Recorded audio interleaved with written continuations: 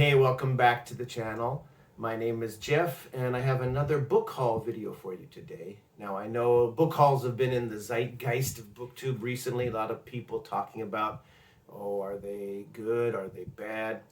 Whatever. I like them, and I don't have a chance to do many of them, and I am happy to do them whenever I can. Now, the reason I can't do too many of them, if for those of you who might not know, I live in Japan, and it's not easy for me to find some of the cool old English books that I'm looking for. I'm sure I could find lots of cool old Japanese books, but I'm looking for cool old English language books, and they are not easy to come by.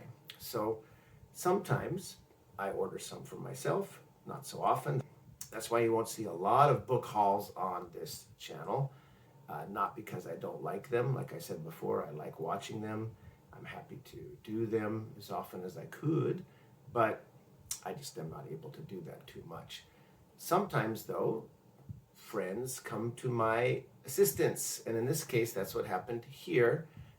I was talking to my buddy Nick at the book graveyard about getting some of his shirts. I'll show you a few more here in a minute that he kindly sent me, including this one. It's a cool book graveyard shirt.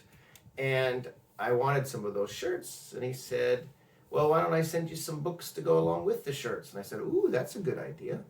Since the shipping to send from America to Japan is already pretty high, why not make it, worth the effort and worth the cost by putting some books in there? And so that's exactly what he did. So Nick very kindly, in his wanderings around his usual bookstore haunts, pulled out some books of all kinds of genres, a genre grab bag, if you will, of things that he liked and he thought I might like, and or things that maybe he doesn't like so much and knew I liked, in the case of at least one of these, which I'll show you later, and very kindly put them together and shipped them off to me.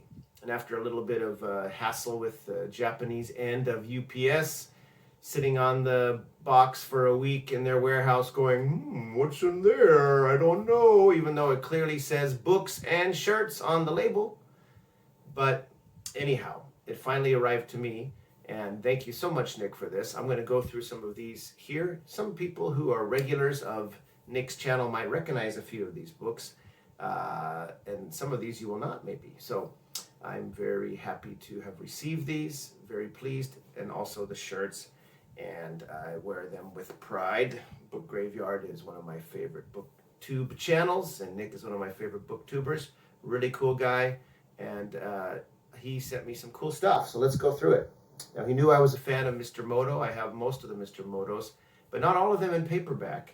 And so he sent me this one, Think Fast, Mr. Moto. Now, this is a Berkeley paperback edition, and it's pretty interesting. It's not cashing in on the Mr. Moto movies with Peter Lorre. So the gentleman here appearing to be Mr. Moto doesn't look like, he does look Japanese, but he doesn't look like the Mr. Moto of the movies for sure. And this is a nice thin one. And this is one that's, I believe, set in Hawaii. And this edition was published in 1963 from Berkeley Medallion. And John P. Marquand, of course, is the writer. It was originally written and published, I believe, in 1936. Marquand wrote, I believe, 6 Mr. Moto novels.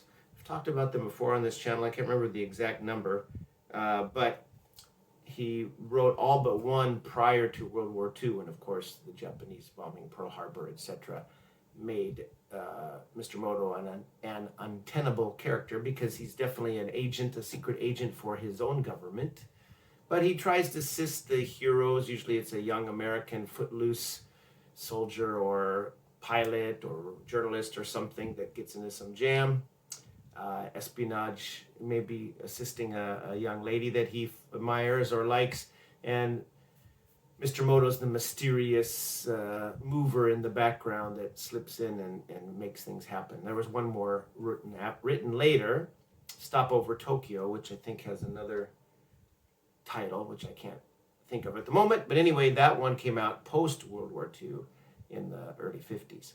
Marquand's a very fine writer, and these are good espionage novels for sure, espionage and adventure novels. They don't really bear any resemblance to the much lighter and more fun but action-packed Peter Lorre movies from the 30s. There were 8 of those, and those are fantastic fun. But good book, good books, and I'm really glad to have this edition, this unusual edition that I haven't seen before. So thank you for that, Nick. Sticking to the crime theme, Nick sent me quite a few mystery and detective novels, as he knows that's a genre I'm particularly fond of. And I have several of these Robert Van Gulik Judge D mystery editions, but I don't believe I have this one. And this is the Chinese Lake Murders. And Robert Van Gulik was a Dutch author who lived in China and had lots and lots of interest in Chinese history and culture, and wrote these mystery novels.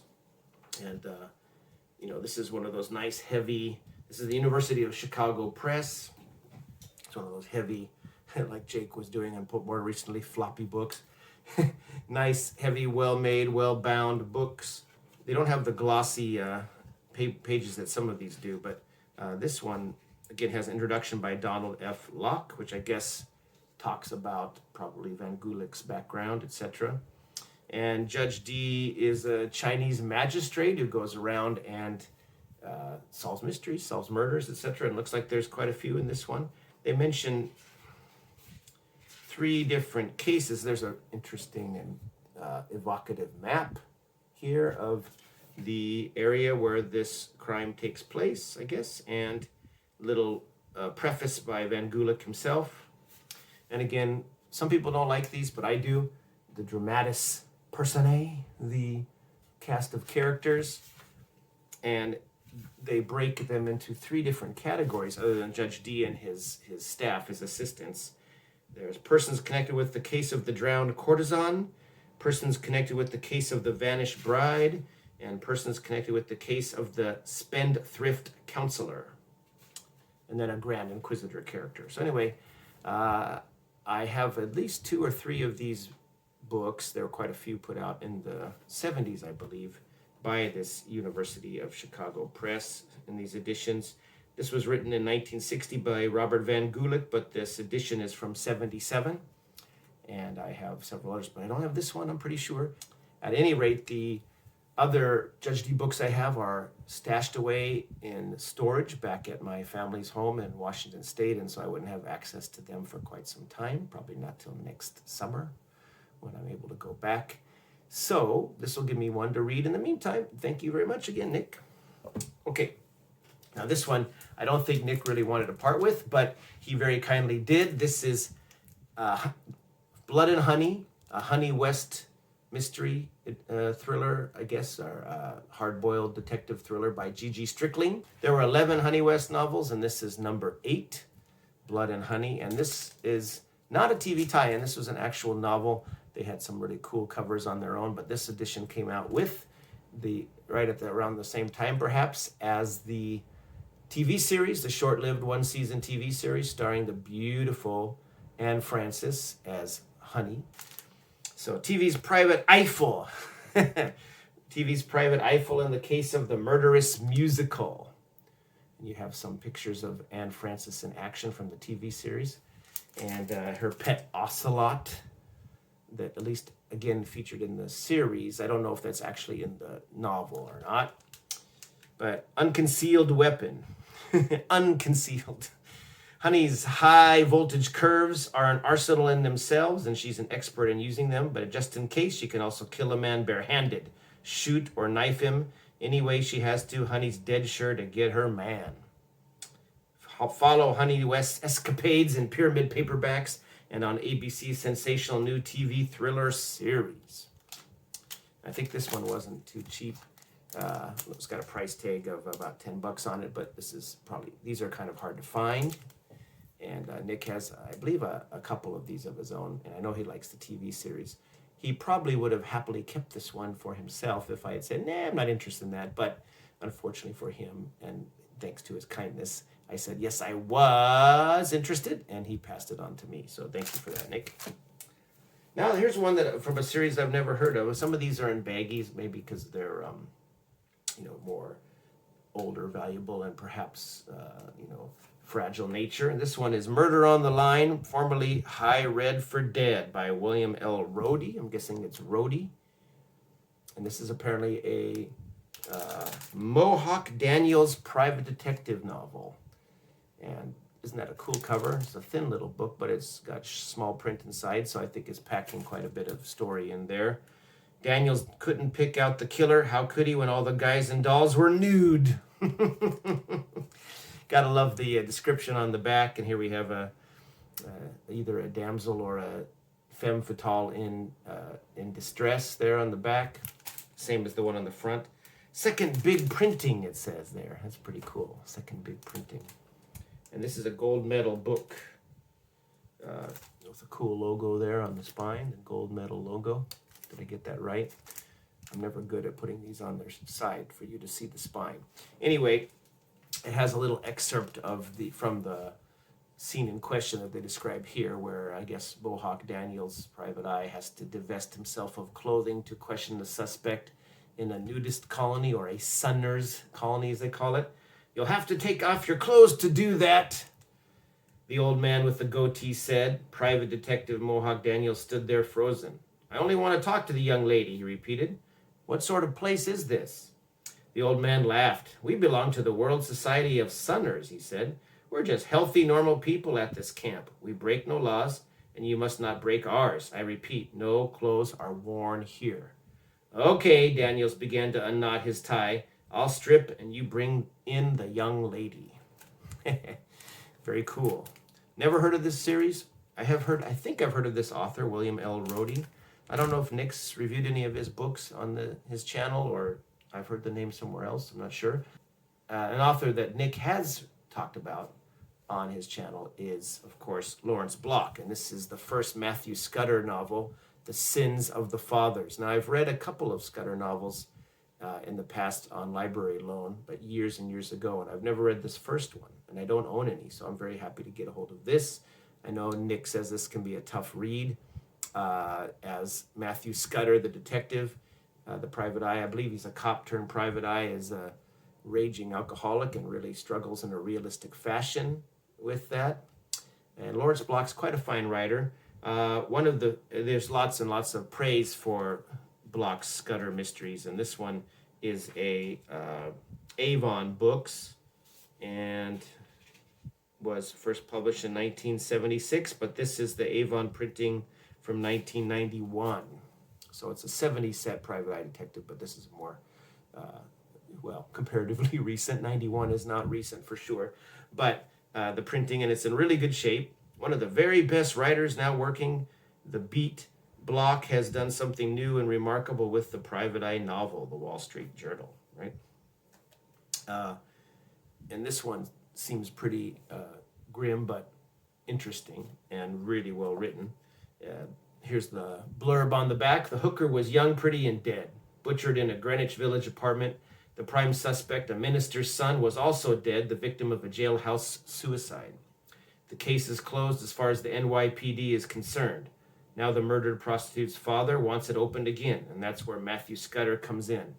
But this assignment carries the unmistakable stench of sleaze and perversion, luring ex-cop turned investigator Scudder into a sordid world of phony religion and murderous lust, where children must die for their parents' most secret, unspeakable sins. Sounds pretty dark, huh? Looking forward to that. I like a good private eye detective novel, and Block is a really good writer. And then we have a couple of TV tie-ins, at least one of which I know Nick has shown on his channel. Here we have Kojak, Marked for Murder. Telly Savalas as Kojak, CBS's runaway hit. And this is a Star Books, a Star book. I've never heard of Star Books. That's cool. And this is one of, I believe, 7 or 8 from my research that writer Victor B. Miller adapted, all of them, I believe, from actual TV scripts from Kojak's first couple of seasons. I have the first 2 seasons of Kojak on DVD. It's a very fine, gritty New York police procedural show, and Telly Savalas is just wonderful as Kojak.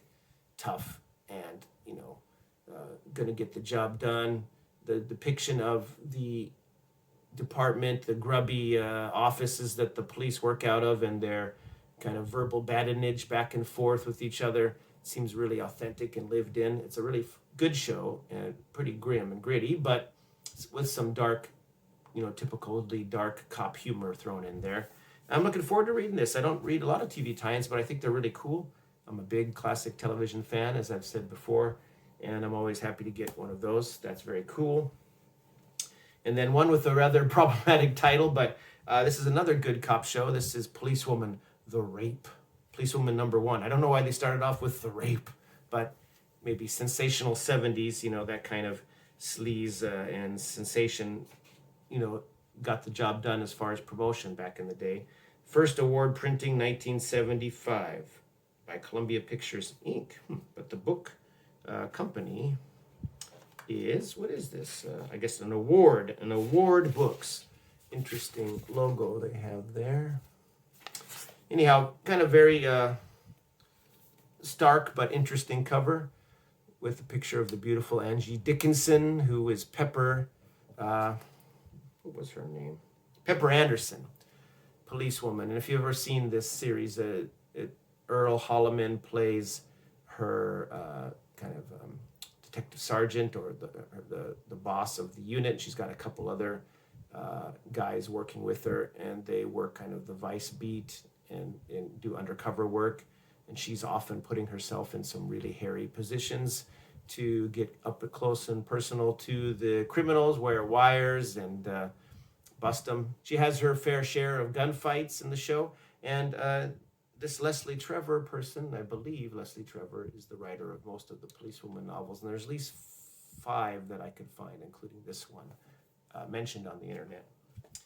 And again, pretty grim subject matter, but it looks pretty well written for these sort of things.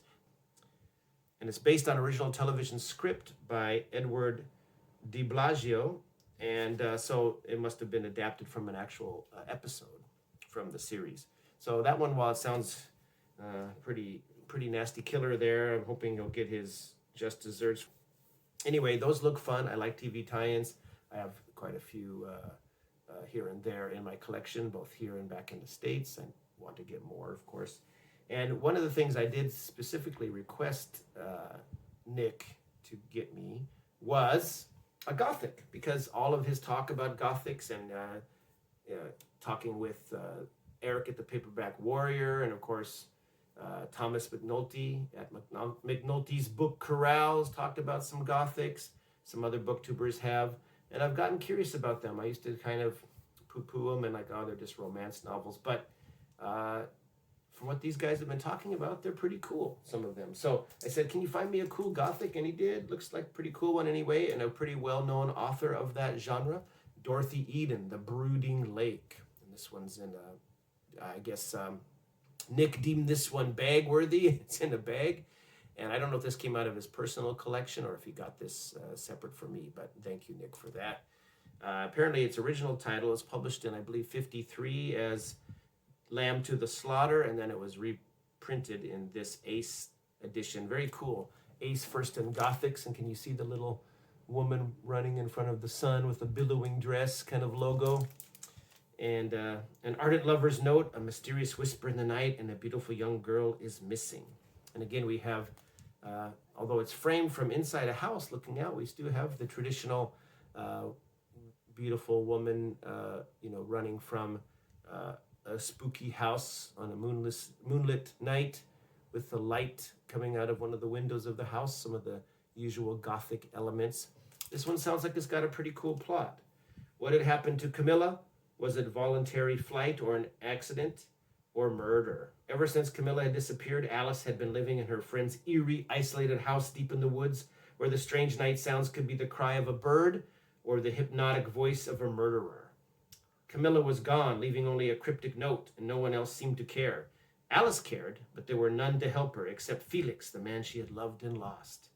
And when poking and prying brought to light 3 men with strong reasons for wanting Camilla out of the way, one of the 3 was Felix. Alice couldn't forget that Felix had once casually thrown her over. Why then was his interest in her suddenly revived? Was he afraid of what she would find in the whispering shadows of Camilla's house? Was it Felix who callously engineered the attempts on Alice's life? And then there's a cool blurb here from the Manchester Guardian. No one can suggest an eerie atmosphere and a sinister trifle better than Dorothy Eden. I don't know about sinister trifle. Is that kind of a backhanded compliment? At any rate, that's very cool. I'm interested in trying my first Gothic one of these days. And as you can see, I've donned another of Nick's gifts. One of his DA equals SF t-shirts. Thank you very much, Nick. Got to show off these cool shirts I got just recently. And we got some more books. Not done yet. So Nick also sent me some men's adventure and some science fiction and a bunch of other cool things. So first, The Destroyer, The Final Death by Richard Sapir and Warren Murphy, the kind of satirical, tongue-in-cheek men's adventure series of novels starring Remo Williams, the Destroyer, the titular Destroyer, and his Korean master of Sinanju cohort and mentor, Chi-un. And they are a couple of assassins employed by a secret government organization that takes on various threats to the United States and democracy. And they're very funny, often as well, and pointed with some witty banter between the two, who bicker like an old couple, like an old married couple. And some pretty wild plots, and they all have various interesting little tiny cover designs with Remo and Chi-un on either side. And here we got a scantily clad lady and some hitmen, and looks like a Chinese dragon from a parade in Chinatown or whatever. This is The Final Death, Remo and Chi-un versus a gang of foreign terrorists out to destroy the U.S. meat industry. Now this one's interesting. I'm surprised vegetarian Nick didn't check this one out, but I think Nick said on one of his recent book haul videos, I know Jeff likes The Destroyer, so I'm going to send this. This is coming to you, Jeff, and thank you for that, Nick. I know he and Tim and Jake on Ebes, they reviewed a Destroyer book a while back, and they didn't really care for it. So I don't think Nick was too excited to read anymore. But I'm happy to get this. Sounds like a pretty kooky plot, pretty crazy plot. Chinese takeout. Death to the meat eaters of America. That's the plan of a team of Chinese terrorists who arrive in the United States to fulfill the primary prophecy of their cult. And when a hotel full of legionnaires keel over from the effects of tainted meat, the government institutes an anti-toxin plan under the guise of flu shots so as not to panic everyone. But the Chinese learn of the cover and arrange it to look as if it's the flu shots that kill. Enter Remo Williams, the Destroyer, and his teacher, Chi-un, Korean master assassin, to take care of business and to do some killing of their own. But there's a problem. These are no ordinary terrorists, they are vegetarians. More than that, they are also members of a secret vampire society. Then Chi-un discovers that the vampire creed is as old as Sinanju itself, when the vampires decide to break their vegetarian tradition with Remo as the main course. Yeah, you kind of think vampires and vegetarians don't really go together, but that sounds pretty interesting, pretty fun, and a lot of typical and perhaps slightly politically incorrect humor. Chop, chop! The Destroyer number 29. This is a pinnacle book, and looks a lot of fun. I don't read The Destroyer often, but when I do, I always find them a hoot and a half with some fun action and some very funny dialogue and satire of governments and their functioning. Nick also sent me a book from another men's adventure kind of series, more of a crime caper series, Nolan number 2, Blood Money. And this one's in the bag. And now I've never read Nolan. I have read some Max Allan Collins. That's right now, in this one, he was early enough in his career, he went by Max Collins. But Max Allan Collins, who is an expert on Mickey Explains Mike Hammer and wrote some newer Mike Hammer novels. He also wrote the excellent Quarry novels, plus a ton of other books. He's a very prolific author and a good one. And so I'm curious about this Nolan series. Nolan is, I guess, a thief, maybe a little bit similar to Parker, perhaps. Donald Westlake's character. The mob couldn't kill him, the cops couldn't catch him, and even time can't slow him down. And there's no kind of a interesting looking hero, kind of short, wiry guy with some, and his buddy's got kind of sporting a kind of 70s perm there or whatever. Out for blood money. From what I can gather, I won't go into much detail on this one, but from what I can gather, Nolan had stolen a bunch of money from a mob guy. He was kind of one of his enemies, and took that guy out and took $800,000 of money from that guy, and somehow had come up with a sort of detente with the mob at that time. But something happens. The guy who's holding his a friend of his who's holding his money is killed, and Nolan's money's taken out of a safe, and he's on the outs with the mob again, and Nolan has to strike back to get his money back and get even. Sounds pretty fun. Thanks for that again, Nick. And I'd asked him if he could find some. I didn't name any names or anything. I just said, can you find some cool westerns, or a western or two that weren't written by Louis L'Amour? I love Louis L'Amour, but I can easily track him down. I wanted some that weren't written by Louis L'Amour, and he came through with a couple of pretty cool looking books. Action at Three Peaks by Frank O'Rourke. And now I'm pretty sure that Frank O'Rourke is a pretty well respected Western novelist, and this one looks really interesting. He rode against the army of Cochise, but his fate rested in the hands of one proud woman. So again, you got a pretty interesting cover here. This is a Signet book, and published in 1948. So this originally the story was, but this edition was published in 1969, of course, and it's got a nice, concise, blurb on the back there. Behind him, another man's woman. Before him, Cochise and his Apache raiders. Captain Jim Larimore signaled his column to halt, facing the soldiers silhouetted against the three peaks, an endless line of Apaches with the proud Cochise at their head.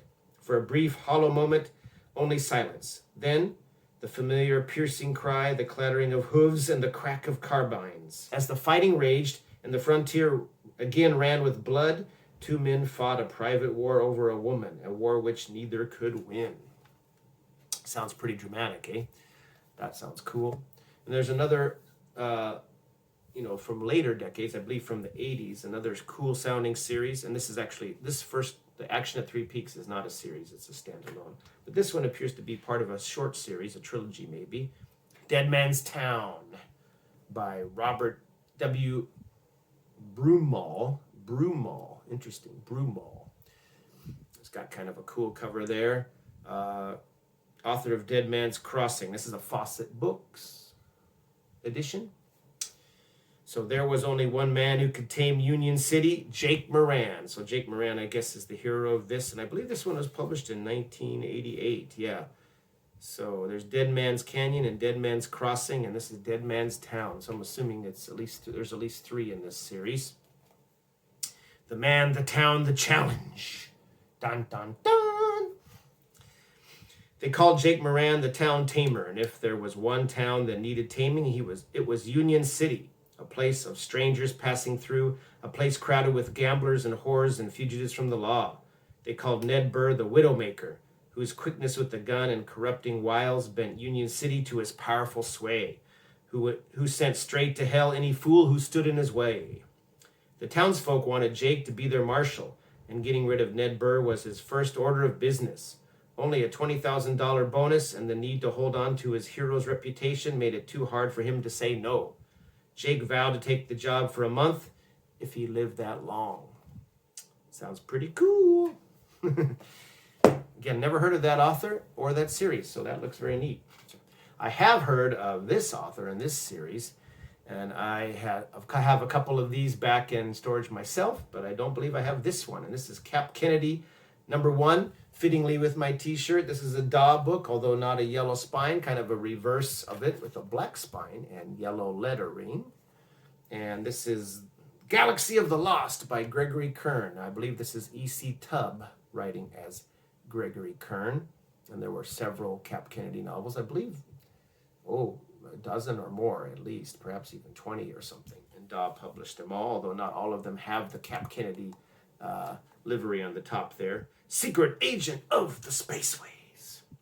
It's a little thin novel, probably only about 125 pages. And here's Cap Kennedy and his alien aides. Is kind of like a Doc Savage of space, kind of is my memory of this series. And this is, does this have a number? UT1073. So this is not part of the original 580 some Yellow Spine Daws, of course. This was published in 1973 and looks really fun. And I've been wanting to get one of these, to get my hands on one of these to read. Like I said, I've got a couple back in storage, but I don't have any with me here. And this is my kind of thing, pulpy sci-fi, space opera stuff. So thanks again for that, Nick. I keep saying thank you, but I am very thankful for these. And also, I don't own any Ace doubles, and thanks to Ace Science Fiction or Western or Mystery doubles, and so thanks to Nick, I now do. Here is an Ace double, The Ballad of Beta 2, and Alpha Yes, Terra No. So we'll start with Alpha Yes, Terra No. This is by Emil Pataja, I believe is how you pronounce his name. And I don't know if these have numbers or what. This says M121. I don't know what that means. M122. There must be some numbering system here. This one, the Emil Pataja one, is longer than maybe the usual Ace. It takes up the majority of this book. It's 156 pages, so it's possible that one's not edited too much. I know Ace doubles are notorious for having been edited. Got a few folded pages here that I got to try to fix in the middle. They are notorious for Donald Walheim sometimes cutting them way down, and maybe always cutting them down a bit, and making the authors very annoyed. But this one sounds interesting. The Earth was on trial with no one to defend her. And because there's no back, ability to have a back blurb, their blurb is on the inside. Now this one's a little, gotta be careful with these because they don't always survive well. So I'm not going to give much detail about this until I actually read it at some point. On the other side, we got a really cool cover here, The Ballad of Beta 2 by Samuel R. Delany. And Between the Distant Stars Lay Terror. Now this one sounds really cool. Apparently there were several ships that left Earth, overpopulated Earth, to seed some other planets in the galaxy or solar system. And 2 of them went missing. And this young, I guess, cadet or scientist or something, the hero of the book, Jojoni or something, comes up with a plan to find out what happened. They go out and they find one of the ships, but the Beta 2, the other one, is completely missing. And the one that they find is covered with this kind of weird green yellowish luminescence around it, and something strange is going on there. So kind of a, derelict spaceship mystery. Sounds very cool. Unfortunately, it's quite short, so I imagine it's going to be shorn of its full story length. It's only 96 pages in this one. Again, the vast majority of this book is taken up with Alpha Yes, Terra No. Anyway, cool science fiction related to Daw in a way, because Donald A. Walheim, of course, was in charge of the Ace science fiction line before he left to create Daw books.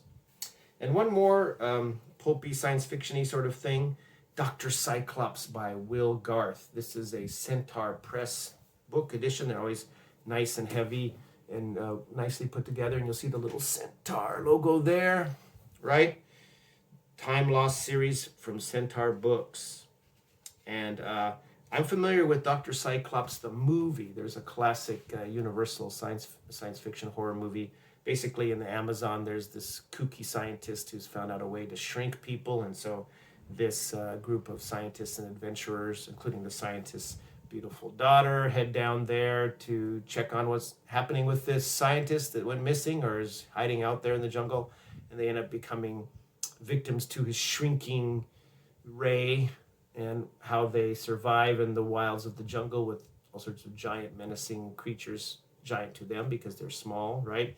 And get back to normal size, etc. That's following their adventure. And again, you gotta like a Centaur Press book. I've got some very cool kind of lost race books by Arthur O'Friel, and who was the other writer? Anyway, I showed them off in my Edgar Rice Burroughs and Imitators video from way back at the beginning of this channel. I've been going 6 months now, guys, and you know, it's been fun. So I hope you've been enjoying what I've been doing here. Okay, the last shirt from Nick, the screen printing guru, makes all these cool shirts for himself and for other people. And this one was the official Pulp Fest 2025 t-shirt. And there were 2 different colors. I got the blue one, the royal blue, and I'm very happy with it. And they all fit really well. And I think this shirt is appropriate because I'm going to talk about some pulpy things that Nick also sent me. Just a few more. We're almost done. I know that I have a tendency to go on and on and on, so thanks for your patience. Now, first, Nick sent me this, The Phantom Detective. And this is a Regency suspense novel, The Phantom Detective, book number 9, Yellow Shadows of Death. Now, I don't think this is number 9 in the actual Pulp series. I'm a very big fan of Doc Savage and of The Shadow and some other Pulp heroes like the Spider. The Phantom Detective was new to me, and I didn't even know that they were, I mean, I had heard of the name, of course, in my readings about Pulps, but I never knew they were any paperback reprints from the 60s like this. And I'm very excited to get my hands on one of these. And so thank you, Nick. I know Eric at the Paperback Warrior talked about the Phantom Detective in his recent Pulp Heroes, excellent Pulp Heroes episode where he talked about a number of Pulp Hero magazines.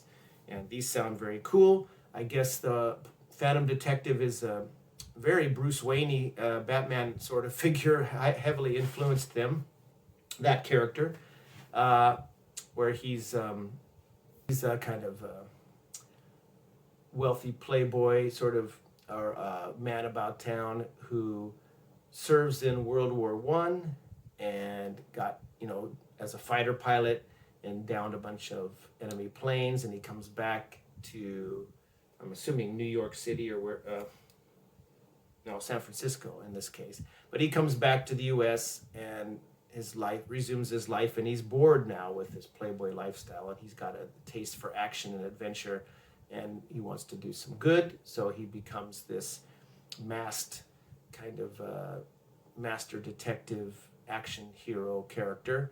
Now, apparently the Phantom Detective was the second ever Pulp magazine hero to have a run in Pulp magazines. The first was The Shadow, of course, and the Phantom Detective beat Doc Savage to the number 2 post by 1 month. It premiered in February 1933, and Doc Savage, The Man of Bronze, the very first Doc Savage novel, came out the following month in March 1933. And there were a lot of these, at least 170 or something of the Phantom Detective.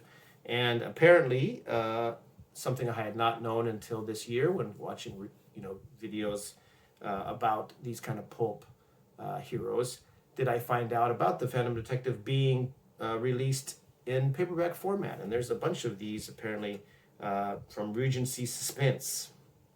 And pretty cool little, each chapter starts with the little mask that the Phantom Detective wears on the old Pulp covers. I'll try to track down the Pulp cover of this edition, Yellow Shadows of Death, and show you. But it's got a pretty cool cover as it is. I don't think there's any credit for the cover, though. It's a Corinth Publications, I guess. And that's Regency Suspense Novel is one of their lines, I guess, of publications. Anyway, it looks really fun. Mr. Chinatown had turned killer, and San Francisco's Oriental populace shuddered at the spree of mayhem he had launched, this gentle man whom all had revered. As his crime orgy spread coast to coast, it fell to the Phantom, daring super sleuth and master of disguise, to unmask the monster and end his carnival of carnage. And then it has a list of some other of these editions of in the series. Of course, not all of the Pulps were put into novel format here. This one was published originally in 1938. This edition, 1965. And then it says Popular Library. So I don't know who in the hell has got the actual ownership of this particular edition, but pretty cool. There's also some other really fun sounding ones. Other phantom suspense thrillers you'll enjoy are The Vampire Murders, The Dancing Doll Murders, The Beast King Murders, Tycoon of Crime, The Broadway Murders, The Daggers of Kali, Murder Under the Big Top, The Trail to Death, and Murder Trail. Very pulpy, good crime titles there. Now, speaking of pulps, Nick frequents a bookstore. I can't remember the name. Is it the Bookery? There's some bookstore he goes that the owner is one of the key figures who gives valuations on pulps. Assigns their dollar value in today's market, and they sell a lot of pulps there. And Nick's picked up most of his pulps, pulp magazines, Weird Tales and otherwise, from this store. And he said, "Hey, Jeff, they got some cheaper pulps marked here. Do you want any? And me to pick you up a couple?" And I'm like, "Yes, please." And so he did. And one of them is this one from, I believe this one is from 1945. This is the October 1945 issue of Fantastic Adventures, with this cool, weird-looking dinosaur and guy hacking on it with an axe, another one doing a backflip off of its snout. This looks familiar. If this looks familiar to you, Rob at SpaceArchives also recently scored this one from Uncle Aldo's Attic, a bookstore in, I believe, somewhere in Phoenix or somewhere in Arizona where Nick used to live. And SpaceArchives had a really funny video about going to Uncle Aldo's attic and getting the secret password from Nicky the book graveyard, and going to this place and asking for some pulps, and got a big box of pulps, including this one. So hopefully Rob and I will have a chance to do a little read along of this and go through it together and discuss its contents sometime, perhaps in early next year, is the hope. Looks very cool. Not a lot of famous authors in this one. It also has Dummy of Death by Leroy Yerxa. From what I've been reading of Fantastic Adventures, I read some background on the magazine, and it was published over about a 13-year period. I think it ended in 1953 and kind of folded into the Pulp Digest size, just going by Fantastic, which continued on for quite a long time after that. It had its ups and downs in editorship, and apparently in the early 50s, like 51 or 50 to 51, when a new editor took over, they got some higher quality stories in there. But I'm looking forward to these. Looks very fun. I plan to read that one through for a future video down the road, as well as this one, which was a little more pricey. This is from 1951, and this one is around $10, but very happy to have it. This is also Fantastic Adventures. This is 1951 May, and Theodore Sturgeon, R.F. Jones, L. Sprague de Camp are in this one. So, and this is Invasion from the Deep by Paul W. Fairman. A weird and deadly crew planned an invasion from the deep. With this giant lady riding a giant seahorse coming up above this sub. Pretty cool, wild cover image. These are in pretty tender shape, so I'll have to be really careful with them. I've already taken them out of the bag and looked at them very gently, but I have to be really careful with these. And so excited to have these pulps. Thank you so much, Nick, for these books, these pulps, these shirts, your kindness in putting that together and sending it to me. And I really am happy and appreciative of that. I'm looking forward to reading these various books. They all seem very cool and right up my alley. I like a wide variety of genres, just like Nick does. So it's going to be a lot of fun reading these in the future. That's it for this book haul. And I don't know when I'll have another one. Probably not until the next year for sure, at least of any major size. In the meantime, I will see you in the next video when I have some more fun stuff planned. And thank you so much for watching. And thank you so much, Nick, for this cool haul. Take care, everybody, and happy reading.